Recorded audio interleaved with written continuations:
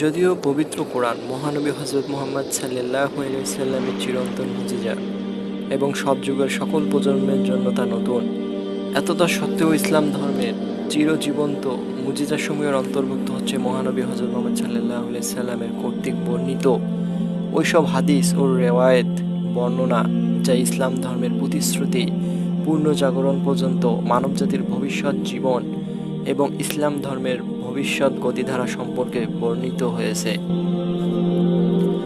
আর এটি হবে ওই সময় যখন মহান আল্লাহ তার ধর্মকে সকল কাফির ও মুশরিকের আশা আকাঙ্ক্ষার বিপরীতে পৃথিবীর সকল ধর্ম ও মতাদর্শের উপর বিজয়ী করবেন।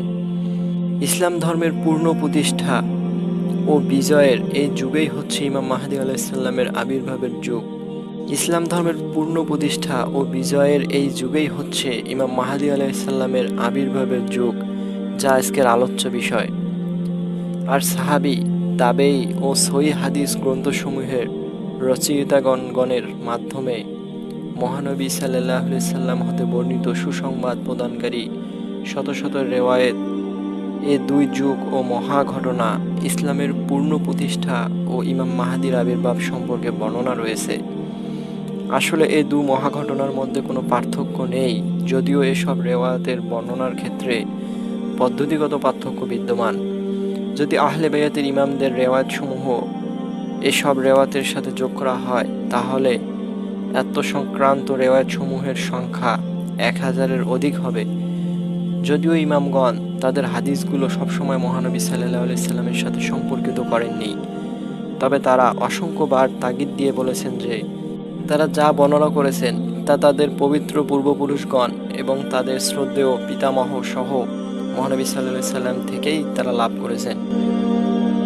এসব রেওয়াতের আবির্ভাবেই যুগে পৃথিবী, বিশেষ করে যে অঞ্চলে ইমাম মাহদী আলাইহিস সালাম আবির্ভূত হবেন সেই অঞ্চল, যেমন ইয়েমেন, হিজাজ বলতে সৌদি আরবকে বোঝানো হচ্ছে, ইরান, ইরাক, শাম, সিরিয়া, লেবানন ও জর্দান, ফিলিস্তিন, মিশর ও মাগরিবের মরক্কো, আলজেরিয়া, তিউনিসিয়া ও লিবিয়া। যে চিত্র অঙ্কিত হয়েছে তা ছোট বড় অনেক ঘটনা এবং বহু ব্যক্তি ও স্থানের নামও শামিল করে। আমি অগণিত রেওয়ায়েত ও হাদিসের মধ্য থেকে এসব রেওয়ায়েত ও হাদিস বাছাই করে যতটা সম্ভব শুষ্ক স্পষ্ট করে এবং ধারাবাহিকতার সহকারে সাধারণ মুসলিমদের কাছে উপস্থাপন করার চেষ্টা করছি। এসব রেওয়ায়েত নিয়েই বিস্তারিত আলোচনা করার আগে এগুলোর একটি সারসংক্ষেপ উল্লেখ করব, যাতে করে ইমাম মাহদী আলাইহিস সালামের আবির্ভাবকালের একটি সাধারণ চিত্র বা ধারণা আমরা পেতে পারি।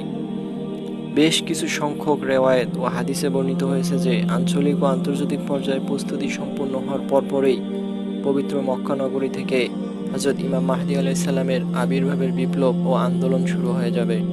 এসব রেওয়ায়েত অনুযায়ী আন্তর্জাতিক পর্যায়ে রোমানদের, পাশ্চাত্যের সাথে তুর্কি এবং তাদের সমর্থকদের রুশ বাহ্যত একটি ভয়ঙ্কর যুদ্ধ সংঘটিত হবে, যা বিশ্বযুদ্ধে রূপান্তরিত হবে। কিন্তু আঞ্চলিক পর্যায়ে ইমাম মাহদী আলাইহিস সালামের সমর্থক দুটি সরকার ও প্রশাসন ইরান ও ইয়েমেনে প্রতিষ্ঠিত হবে। মাহদী আলাইহিস সালামের ইরানি সঙ্গী সাথীরা তার আবির্ভাবের বেশ কিছুকাল আগে নিজেদের একটি সরকার গঠন করে একটি দীর্ঘমেয়াদী যুদ্ধে জড়িয়ে পড়বে। অবশেষে তারা ওই যুদ্ধে বিজয়ী হবে।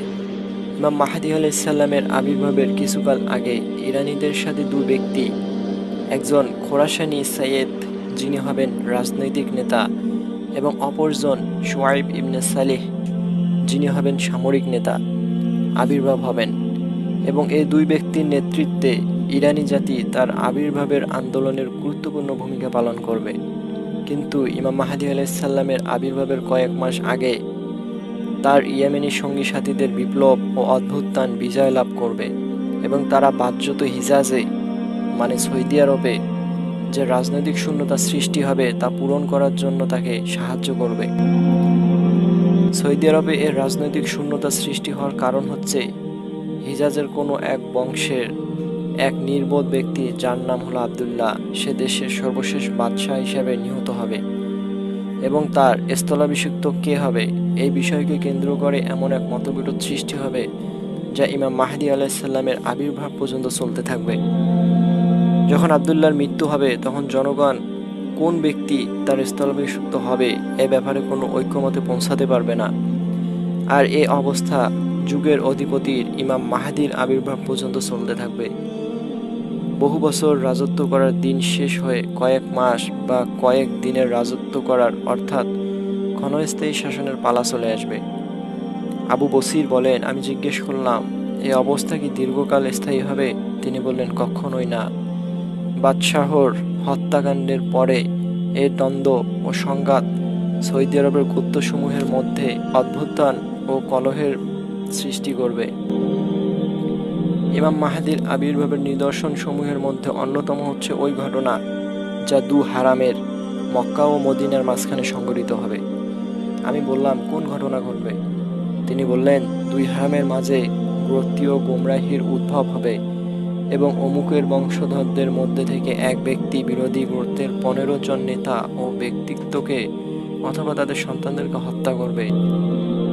এ সময় ইমাম মাহদী আলাইহিসসালামের আবির্ভাবের নিদর্শন সমূহ স্পষ্ট হয়ে যাবে এবং সম্ভবত এগুলোর মধ্যে সবচেয়ে বড় নিদর্শন হচ্ছে আসমানি আহ্বান বা ধ্বনি, যা তার নামে 23 রমজানে শোনা যাবে।